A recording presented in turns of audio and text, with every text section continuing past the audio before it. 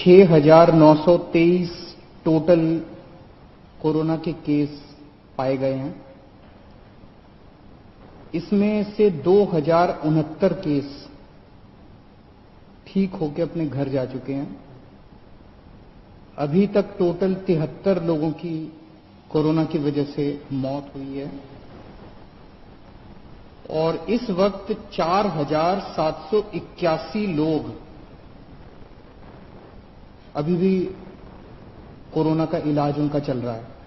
तो 6,923 में से 4,781 लोगों का इलाज चल रहा है और 2,069 लोग ठीक होकर घर जा चुके हैं। हमने इसको जब एनालाइज किया तो देखा कि 82% लोग जिनकी डेथ हुई है उनमें 82% लोग 50 साल से ज्यादा उम्र के थे। तो देखने में ये आ रहा है कि बुजुर्गों की मौत ज्यादा हो रही है। मैंने पहले भी कहा था और सभी सरकारें भी बार बार बोल रही है कि हमें अपने बुजुर्गों का खास तौर से ख्याल रखना है। सभी बुजुर्गों को भी अपना ख्याल रखना है। घर से बाहर घर से बाहर ना निकलें, सोशल डिस्टेंसिंग का पालन करें, हाथ बार बार धोएं और जो भी प्रिकॉशन ले सकते हैं लें। आपकी जान हम सब लोगों के लिए बहुत कीमती है। सभी बुजुर्गों से मेरी हाथ जोड़ के अपील है। ये जो 6,923 केस पॉजिटिव हुए हैं, इनमें केवल 1,300 केस इस टाइम अस्पतालों के अंदर हैं। 1,476 केस केवल अभी अस्पतालों के अंदर हैं। लगभग मोटे मोटे तौर पे 7,000 केस मान लेते हैं पॉजिटिव हुए। 7,000 में से 1,500 के करीब केस जो हैं वो अस्पतालों के अंदर हैं। बाकी सारे केसेस या तो माइल्ड सिम्टम्स हैं और या एसिम्टोमेटिक हैं। और ये 1,500 केस जो अस्पतालों में हैं, इनमें भी 91 केस ऐसे हैं जो आईसीयू में हैं और 27 केस ऐसे हैं जो वेंटिलेटर पे हैं। इनफैक्ट जो सीरियस केस हैं, एक एक केस पे मैं रोज नजर रखता हूं, रोज उनका पता करता हूं कि क्या उनको कैसे बचाया जाए। किसी को मरने नहीं देना, अपने को कोशिश ये करनी है कि सब लोग सही सलामत जिंदा ठीक होकर अपने घर लौटें।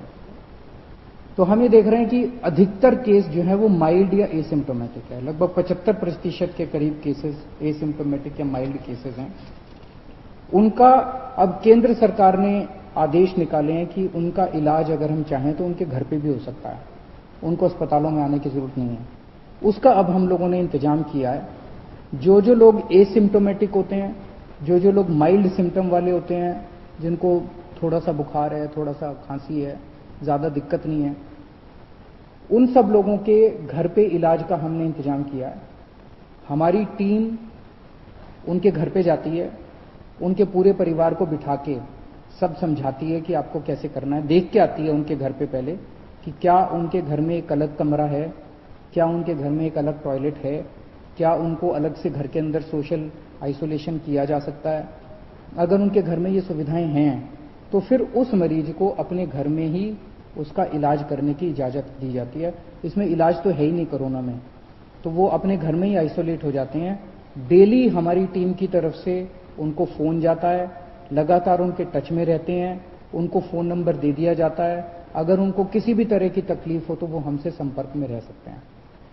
जिन लोगों के घर में ऐसे होम क्वारंटाइन करने के लिए अलग से कमरा नहीं है, उन लोगों के लिए फिर हम लोगों ने कुछ कोविड केयर सेंटर बनाए हैं, कोविड हेल्थ सेंटर बनाए हैं। वहां पे फिर उन लोगों को हम ले आते हैं, लेकिन और उन लोगों को वहां पे हम रखते हैं 13-14 दिन के लिए, जब तक वो नेगेटिव नहीं हो जाते।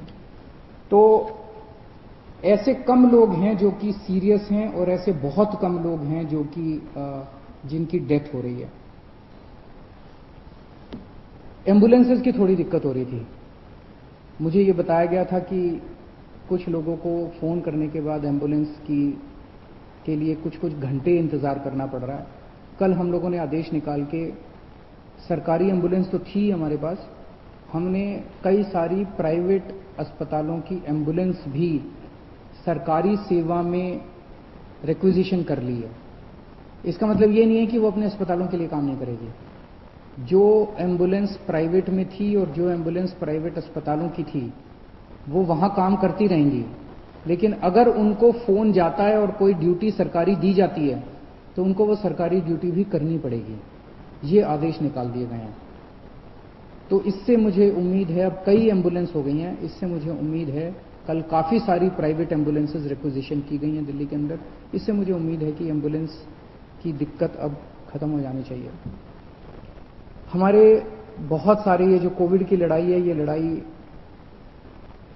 हमारे डॉक्टर्स लड़ रहे हैं, हमारे नर्सेज लड़ रहे हैं, पुलिस के लोग लड़ रहे हैं, सिविल डिफेंस वॉलंटियर्स लड़ रहे हैं, हमारे बहुत सारे टीचर्स हैं जो लगे हुए हैं, हमारे बहुत सारे आंगनवाड़ी वाले, आशा वर्कर्स हैं, बहुत सारे और बहुत सारे लोग हैं जो फ्रंट लाइन पे लड़ रहे हैं और वो अपनी एक तरह से मेहनत कर रहे हैं, जान जोखिम में डाल रहे हैं। हमारा फर्ज बनता है कि इनके लिए हम जो कुछ कर सकते हैं करें, और अभी तक कर भी रहे हैं हम लोग। दिल्ली सरकार उसके बारे में बहुत संवेदनशील है और समय समय पे जो भी हो सकता है हम करते हैं। कल हमने आदेश निकाला था कि हमारा Rajiv Gandhi super speciality hospital, जिसको कोविड हॉस्पिटल हमने डिक्लेयर किया है, उसके साथ हम लोगों ने 2-3 5 स्टार होटल्स अटैच कर दिए हैं। एक तरह से वो होटल्स भी अस्पताल का हिस्सा बन गए हैं, अस्पताल ने अपनी फैसिलिटीज उधर कर दी है। तो अगर कोई भी कोविड वॉरियर, कोई डॉक्टर, कोई नर्स, कोई टीचर, कोई सिविल डिफेंस वॉलंटियर, इस किस्म के हमारे लोग, अगर कोई भी कोविड वॉरियर बीमार पड़ता है, कोविड हो जाता है उसको, तो उसका इलाज करने के लिए हमने अच्छी व्यवस्था करने के लिए 5 स्टार होटल्स में उसकी व्यवस्था की है। बताइए क्या गलत किया? मुझे तो लगता है कि हमें करना चाहिए, उनके लिए जो कुछ भी कर सकते हैं करना चाहिए। वो रात दिन 24 घंटे हमारे लिए मेहनत कर रहे हैं, अपनी जान दांव पे लगा के कर रहे हैं। उनको कोविड हो सकता है, अगर उनको कोविड हो जाए तो उनको ठीक करने की जिम्मेदारी तो हमारी है ना, फिर पूरे समाज की है, पूरे देश की है।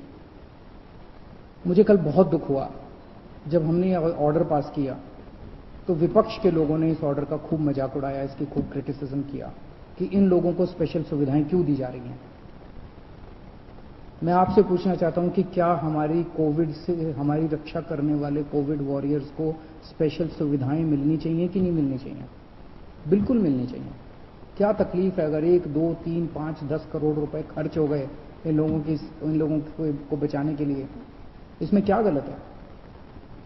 अगर हम 1 करोड़ रुपए कोविड से, अगर किसी भी कोरोना वॉरियर की डेथ होती है और अगर हम उसको 1 करोड़ रुपए दे दें उसके परिवार को, उसको सम्मान राशि उसके परिवार को मरणोपरांत देते हैं, इसमें क्या दिक्कत है? अभी एक पुलिसमैन थे हमारे, अमित राणा जी, कुछ दिन पहले कोरोना की वजह से उनकी मौत हो गई। कोरोना से लड़ते लड़ते उनकी मौत हो गई। हमारी रक्षा कर रहे थे। उनके परिवार के लिए मैंने 1 करोड़ रुपए की सम्मान ऐलान किया, सम्मान राशि का ऐलान किया। इसमें विपक्ष को क्यों तकलीफ है? मेरा सबसे यही निवेदन है कि ये टाइम राजनीति करने का नहीं है। ये टाइम सबको मिलके कोरोना से बचने के लिए हम क्या कर सकते हैं, देश के लिए क्या कर सकते हैं, समाज के लिए क्या कर सकते हैं, लोगों के लिए क्या कर सकते हैं, ये समय ये सोचने का है। मेरी सबसे निवेदन है कि राजनीतिक बयानबाजी ना करें, एक दूसरे की मदद करें, सरकारों की मदद करें, समाज की मदद करें और एक दूसरे का साथ दें। मैं देख रहा हूं कि अभी भी मैं सोशल मीडिया पे देखता हूं, इधर उधर देखता हूं कि प्रवासी मजदूर अभी भी सड़कों के ऊपर बड़ी तादाद के अंदर एक जगह से दूसरी जगह जाने की कोशिश कर रहे हैं। और जब उनकी हालत देखते हैं, उनके मैं इंटरव्यूज पढ़ता हूं, उनके बयान पढ़ता हूं, कई कई दिनों तक चल रहे हैं, पैरों में छाले पड़ गए, कई कई दिनों तक कुछ भी नहीं खाया, घर से जो रोटियां लेके चले थे वो रोटियां खत्म हो गई हैं, रास्ते में कोई मदद करने वाला नहीं है। कई लोगों ने अपने कंधे के ऊपर अपने बच्चों को बिठाया होता है। एक आदमी देखा जो अपनी बूढ़ी मां को अपनी गोद में लेके पता नहीं कितने किलोमीटर चल चुका था। बहुत तकलीफ होती है। ऐसे लगता है जैसे पूरा का पूरा सिस्टम फेल हो गया, ऐसे लगता है कि हम सारी सरकारें जैसे फेल हो गई हैं। मेरी सब लोगों से निवेदन है, दिल्ली के रहने वाले सब लोगों से निवेदन है कि आपको बिल्कुल चिंता करने की जरूरत नहीं है। जो लोग दिल्ली में दूसरे राज्यों के ऐसे हैं जो फंसे हुए हैं और जो जाना चाहते हैं, हम उनका इंतजाम कर रहे हैं। अभी तक हमने आपके खाने और रहने का इंतजाम किया हुआ था।